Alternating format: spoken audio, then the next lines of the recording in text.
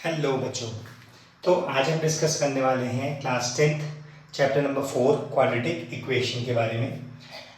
ये जो चैप्टर है इसमें हमें पढ़ना है सबसे पहले कि क्वाड्रेटिक इक्वेशन हम कहते हैं किसको है, राइट। जिसमें हमने सेकंड चैप्टर जो पॉलिनोमियल हमने चैप्टर डिस्कस किया था, हमने उसमें भी देखा था कि हमारे पास क्वाड्रेटिक पॉलिनोमियल के बारे में हमने उसमें डिस्कस किया था। तो यहाँ पे हम देखेंगे कि क्वाड्रेटिक इक्वेशन एक्चुअल में है क्या। तो इसको डिस्कस करने के लिए सबसे पहले हम बात करेंगे इसके स्टैंडर्ड फॉर्म की। ये इस क्वाड्रेटिक इक्वेशन को लिखा कैसे जाता है, या कैसे हम बोलेंगे कि कोई भी एक इक्वेशन क्वाड्रेटिक इक्वेशन कहलाएगी, राइट। तो इसके लिए सबसे पहले मैं लिखूंगा इसकी एक equation that is ax square plus bx plus c is equals to 0। ठीक, यहाँ पे हम क्वाड्रेटिक इक्वेशन इसे इसलिए बोल रहे हैं क्योंकि यहाँ पे जो हमारे पास इसकी डिग्री है वो है स्क्वायर, दैट मीन्स 2। तो कोई भी ऐसी इक्वेशन जिसकी डिग्री का मतलब होता है हाईएस्ट पावर, अगर किसी भी इक्वेशन की डिग्री 2 होती है तो उस इक्वेशन को क्या बोला जाता है, उसको कहा जाता है क्वाड्रेटिक इक्वेशन।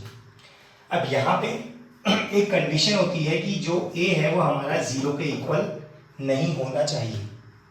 b 0 के इक्वल हो सकता है, c 0 हो सकता है, बट a जो है that is the coefficient of x square, ये कभी भी 0 के इक्वल नहीं होना चाहिए। वाई? क्योंकि अगर हमारे पास a अगर 0 हो जाएगा दैट मीन्स जो हमारी क्वाड्रेटिक इक्वेशन है जिसकी वजह से हम इस इक्वेशन को क्वाड्रेटिक बोल रहे हैं, दिस पार्ट विल बी 0, ये 0 बन जाएगा। और अगर ये पार्ट 0 बन जाता है तो दैट मीन्स ये जो बाकी लेफ्ट ओवर पार्ट होगा ये बनेगी एक लीनियर इक्वेशन, राइट। तो इसीलिए कभी भी a जो है वो 0 नहीं होना चाहिए, अदरवाइज ये इक्वेशन क्वाड्रेटिक नहीं रहेगी। और इसके अलावा कुछ भी माइट बी पॉसिबल, क्या पता है लीनियर बन जाए या फिर पॉसिबली कोई एक एक्सप्रेशन बन सकता है, या कांस्टेंट बन सकता है, ठीक है। तो ये हमारा क्या है, ये हमारा बेसिक स्टैंडर्ड फॉर्म है किसी भी क्वाड्रेटिक इक्वेशन का। अब इसके बाद अगर हम बात करें कि हमें कौन कौन से इसमें टॉपिक्स जो पढ़ने हैं, वो है हमारे पास सबसे पहले हम इसमें पढ़ेंगे कि how to find out whether a equation is a quadratic और नॉट, ठीक है। तो सबसे पहले हम फाइंड आउट करेंगे, तो एक इक्वेशन ले लेते हैं x plus 1 whole square equals to 2x plus 5x square minus 6। तो एक एग्जाम्पल हमने ले लिया, हम फाइंड आउट कर रहे हैं, हम चेक कर रहे हैं कि ये जो इक्वेशन है ये एक क्वाड्रेटिक इक्वेशन है या नहीं, राइट। तो यहाँ पे अब देखो लेफ्ट हैंड साइड में अगर हम इसे देखें तो x और 1 को हम ऐड नहीं कर सकते हैं, तो इसीलिए व्हाट वी विल डू, हम इसमें फॉर्मूला आइडेंटिटी यूज करेंगे, that will be a square plus b square plus 2 into a into b, and right में आ जाएगा 2x plus 5x square minus 6। जब इसे ओपन करेंगे ये हो जाएगा x square plus 1 plus 2x equals to 2x plus 5x square minus 6, right. अभी हम नॉर्मली जनरली इक्वेशन को ओपन कर रहे हैं, एक्सपेंड कर रहे हैं हम खाली।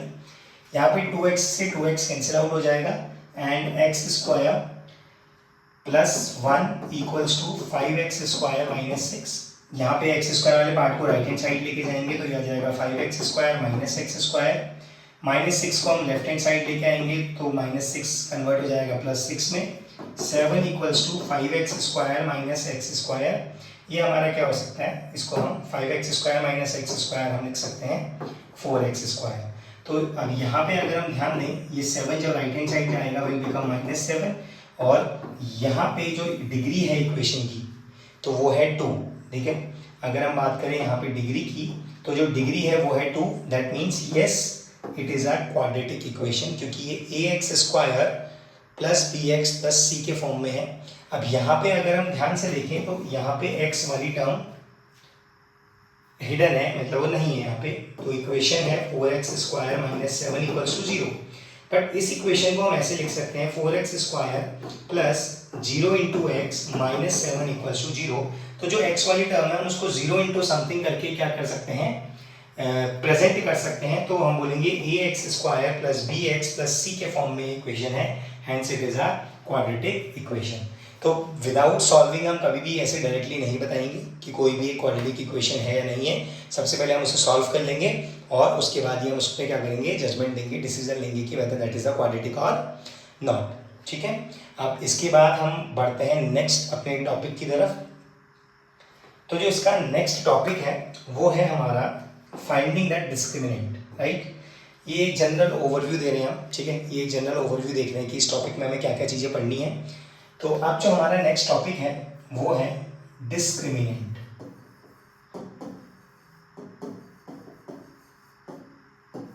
अब देखते हैं यहाँ पे कि डिस्क्रिमिनेंट होता क्या है। तो इसको हम सबसे पहले कैपिटल डी से रिप्रेजेंट करते हैं, ठीक है। और यहाँ पे जब हम बात करेंगे किसी इक्वेशन की, तो लेट्स से एक एग्जांपल ले लेते हैं किसी एक इक्वेशन का, 4x square plus 5x plus 6 equals to 0, right. ये मैंने एक एग्जांपल ले लिया किसी क्वाड्रेटिक इक्वेशन का। यहाँ पे अगर हम ध्यान से देखें तो जो हमारी इक्वेशन है वो आपका, जिसमें a हमारा हो जाएगा 4, b हो जाएगा x का कोएफिशिएंट 5 एंड c होगा कांस्टेंट दैट इज 6। तो यहाँ पे a b c हमारे क्लियर हो गए। अब यहाँ पे जब भी हम बात करते हैं डिस्क्रिमिनेंट की, तो डिस्क्रिमिनेंट का फॉर्मूला होता है b स्क्वायर माइनस 4ac, ठीक। तो b square minus 4ac, b की वैल्यू हमने ऑलरेडी फाइंड आउट कर चुके हैं, a एंड c हम ऑलरेडी निकाल चुके हैं। तो यहाँ से जब हम इसको चेक करेंगे तो ये हो जाएगा b 5 स्क्वायर, a की वैल्यू इज 4, c की वैल्यू इज 6। इसे जब सॉल्व करेंगे 5 का स्क्वायर 25 माइनस 4 4 जा 16, 16 इंटू 6 कितना आ जाएगा, ये आ जाएगा आपका 25 माइनस 6 6 जा 36, 6 प्लस 3 एंड 96, ये आ जाएगा 96। तो ये आ जाएगा, दैट मीन जो भी वैल्यू आएगी इसकी 6 माइनस 5 1 और 9 माइनस 2 7 माइनस 71। दैट मीन्स जो हमारा डिस्क्रिमिनेंट है, ये जो डिस्क्रिमिनेंट है इसकी वैल्यू जो आई है वो हमारी नेगेटिव आई है। दैट मीन्स 0 से छोटी आई है, जिसको हम माइनस 71 डायरेक्टली भी लिख सकते हैं। तो ऐसे हम क्या करते हैं, हमारे पास डिस्क्रिमिनेंट निकालने का इसमें एक टॉपिक है, और ये ज़्यादा नहीं, ये मैक्सिमम 1 मार्क्स ऑब्जेक्टिव क्वेश्चन में पूछे जाते हैं, ठीक। ओके, तो इसके बाद ये हमारा नेक्स्ट टॉपिक है। अब इसके बाद हम डील करेंगे इसके नेक्स्ट टॉपिक पे, जो है हमारा नेचर ऑफ रूट्स।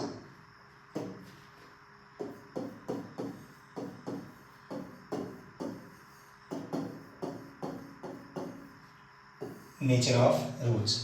अब ये जितने भी टॉपिक्स हम डिस्कस कर रहे हैं, ये एक बेसिक ओवरव्यू है इस कंप्लीट चैप्टर का, ठीक है। इसके बारे में हम डिटेल में भी पढ़ेंगे। एंड अगर इन केस आपको कोई भी पर्टिकुलर किसी क्वेश्चन में डाउट होता है, लाइक बहुत सारी क्वेरीज हैं कि वर्ड प्रॉब्लम्स में से बहुत सारी प्रॉब्लम्स आती हैं, तो वर्ड प्रॉब्लम्स को भी मैं डिस्कस करने वाला हूँ। तो अगर इन केस कोई भी उसके अलावा भी अगर आपको कोई डाउट है तो आप कमेंट कर दीजिएगा, तो मैं उसको उस क्वेश्चन को पर अलग से सॉल्व कर लेंगे।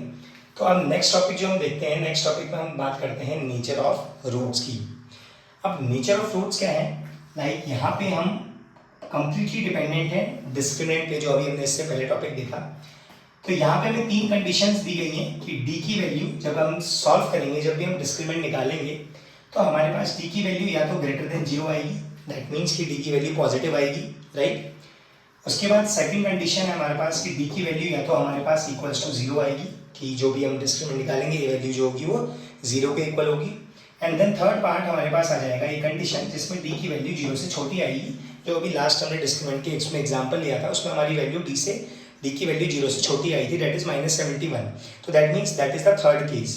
बट हमारे पास ऐसे 3 केस बन सकते हैं। तो यहाँ पे हम डिस्क्रिमिनेंट की हेल्प से फाइंड आउट कर सकते हैं कि हमारे जो रूट्स आने वाले हैं, मतलब जो सॉल्यूशंस आने वाले हैं किसी भी क्वाड्रेटिक इक्वेशन के, वो किस फॉर्म के आने वाले हैं, ठीक है। तो अब हम देखते हैं कि अगर हमारे पास डिस्क्रिमिनेंट की वैल्यू ग्रेटर देन 0 आएगी, तो इसके हमारे पास जो सॉल्यूशन होते हैं वो होते हैं 2 डिस्टिंक्ट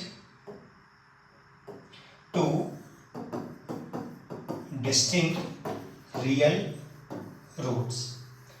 इसका मतलब कि यहाँ पे हमारे पास जो 2 सॉल्यूशंस आएंगे, ये डिस्टिंक्ट का मतलब है डिफरेंट, राइट। डिस्टिंक्ट का मतलब है अलग अलग आंसर आने वाले हैं। रियल रूट्स इसलिए बोला गया है क्योंकि हमारे पास जो एक्चुअली जो आंसर्स जो रूट्स होते हैं वो 2 टाइप के रूट्स होते हैं, एक होता है रियल नंबर, एक होता है complex number, right. And complex number आप 11th क्लास में पढ़ेंगे, अभी आपके चैप्टर आपके कोर्स में ये नहीं है, तो इसीलिए हम लोग लिखते हैं 2 डिस्टिंक्ट रियल रूट्स, ठीक है। उसके बाद हम बात करते हैं अगर हमारी डी की वैल्यू 0 के इक्वल आएगी, तो डी की वैल्यू जब 0 के इक्वल आती है तो यहाँ पे हमारे पास 2 इक्वल रूट्स यहाँ पे हमारे पास दोनों के दोनों जो सॉल्यूशंस आएंगे, जो रूट्स आएंगे, वो दोनों इक्वल आएंगे। That's it. जैसे इफ इन केस अगर हमारे पास एक आंसर 4 आया तो दैट मीन्स जो सेकंड आंसर होगा, जो सेकंड रूट होगा वो भी 4 होगा।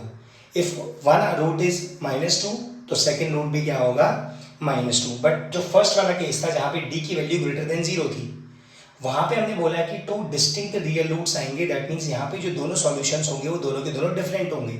इफ अगर एक रूट 1 है तो दूसरा -1 भी हो सकता है। अब उसके बाद हम बात करते हैं अपने थर्ड केस की, जहाँ पे डिस्क्रिमिनेंट की वैल्यू 0 से छोटे आने वाली है। दैट मीन्स 0 की वैल्यू 0 से छोटी होगी, दैट मीन्स नेगेटिव होगी। तो यहाँ पे हमारे पास नो सॉल्यूशन, दैट मीन्स हम उस इक्वेशन को सॉल्व नहीं कर सकते, राइट। अभी इसको सॉल्व करना हम 11th क्लास में सीखेंगे, जहाँ पे हमारे पास एक नया चैप्टर इंट्रोड्यूस हो जाएगा, दैट इज कॉम्प्लेक्स नंबर, ठीक है।